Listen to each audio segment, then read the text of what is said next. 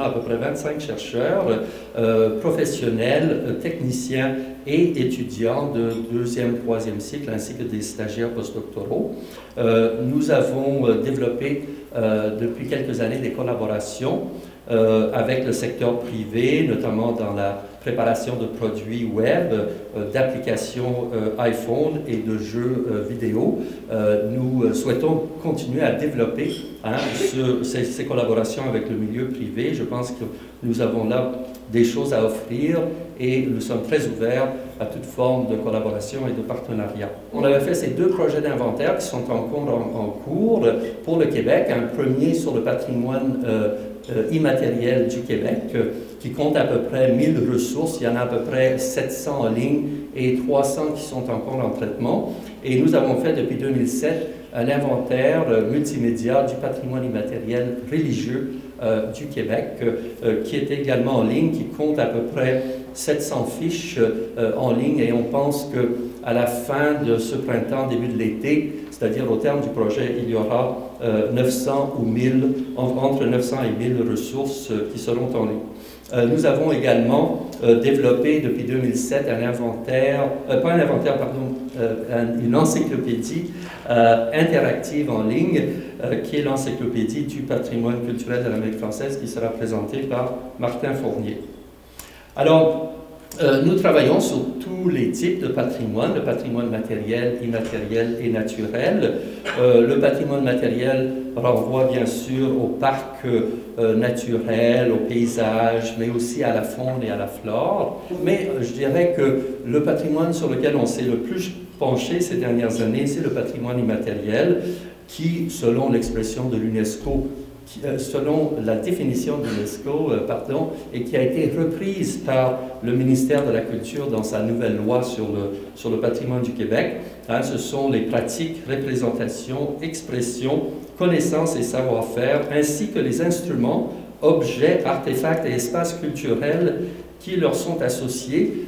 J'insiste sur le lien là entre les pratiques, les représentations et les objets, les artefacts, les espaces, c'est-à-dire les choses matérielles qui sont associées à ce patrimoine et qui permettent souvent de le communiquer. C'est par définition un patrimoine qui est intangible et donc difficile à capter, à conserver, à diffuser. Et ça a été pour nous un défi d'exploiter au maximum les nouvelles technologies et surtout le multimédia pour rendre compte et pour sauvegarder et faire mieux connaître ce patrimoine. Alors, je dirais aussi que le patrimoine immatériel est un patrimoine qui est en demande. Nous avons constaté au cours de nos recherches, de nos travaux de terrain, mais aussi au cours de nos lectures, de travaux récents sur le patrimoine, que les citoyens recourent de plus en plus à ce patrimoine que nous évoquons sous l'acronyme de PCI, pour construire leurs identités, qu'ils soient locales, régionales ou nationales. Et aussi, fait très important, c'est que les touristes sollicitent de plus en plus ce patrimoine qui leur permet de vivre les cultures, parce que c'est un patrimoine qui est vivant. Je veux dire, que ce soit la cuisine, les fêtes, les festivals, les rituels, les savoir-faire, les gens peuvent non seulement observer, mais souvent carrément participer. Donc, la mission de l'encyclopédie par rapport aux autres activités de la chaire de recherche, alors c'est d'être l'outil principal de diffusion d'un maximum de connaissances sur le patrimoine qui est soit produite ou communiquée par le biais de la chaire ou soit encore par le biais d'un réseau de partenaires que nous avons établi. Donc, à l'intérieur de l'encyclopédie, on retrouve tous les types de patrimoine dont M. Turgeon a parlé tout à l'heure, donc du patrimoine naturel, matériel, immatériel. Et une caractéristique intéressante aussi de l'encyclopédie, c'est que nous nous intéressons au patrimoine qui est profondément enraciné dans l'histoire de l'Amérique française, mais aussi au patrimoine qui est en construction. Mais nous sommes très sensibles au patrimoine qui se dessine, qui prend forme. Ça permet à l'encyclopédie d'être enracinée dans le présent, d'être un outil utile aujourd'hui. Donc, l'encyclopédie et à la fois la principale source d'information sur le patrimoine de l'Amérique française, comme on le voyait sur la première diapositive, mais aussi une démonstration du savoir-faire qui a été développé à la Chaire de recherche du Canada, puisque, étant encyclopédique, c'est un endroit où on va retrouver énormément de choses, une grande diversité. C'est une encyclopédie multimédia au sens fort du terme, donc on trouve beaucoup de médias. 2 millions de financements publics et privés en tout et partout dans l'historique de l'encyclopédie, donc un projet d'envergure qui a mobilisé beaucoup de ressources financières et humaines. 200 000 visiteurs uniques, en fait, dans les 12 derniers mois, jusqu'à aujourd'hui, on est déjà rendu plutôt à 230 000 dans les 12 derniers mois. La progression est constante, l'encyclopédie est de plus en plus connue, appréciée et repérée par les moteurs de recherche.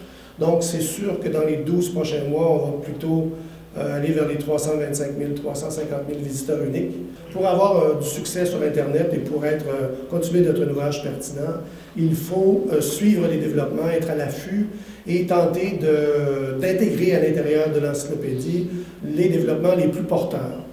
Donc, évidemment, de nouveaux articles à chaque année, beaucoup de documentation multimédia aussi, une application mobile qui a plus d'importance que les autres et qui va nous servir donc à mettre en ligne d'autres applications mobiles, les médias en 360 degrés, qui est notre principal développement au cours des 12 derniers mois.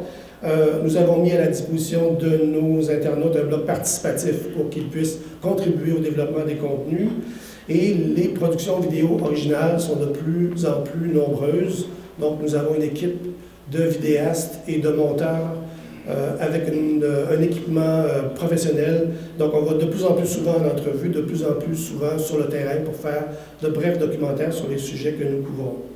Et aujourd'hui, j'aimerais tout particulièrement vous parler d'une tendance, brièvement évidemment, mais d'une tendance très importante sur Internet, c'est-à-dire l'interactivité.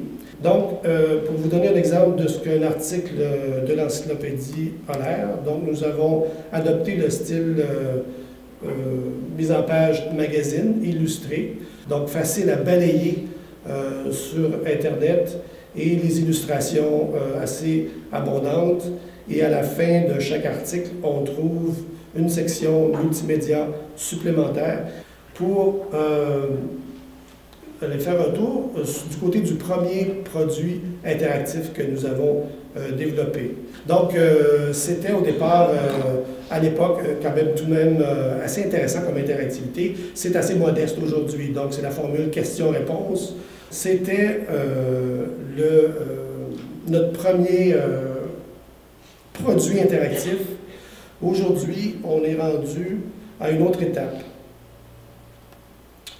Nous sommes rendus donc à nous intéresser au produit sans doute le plus interactif en ce moment sur Internet pour diffuser de la connaissance. C'est le jeu vidéo sérieux. Il est sérieux parce qu'il a pour objectif d'informer, de renseigner, de susciter des apprentissages, mais c'est un jeu vidéo, donc un équilibre entre le ludique et l'informationnel. C'est une approche interactive qui est quand même assez nouvelle, mais qui est en effervescence, très prometteuse.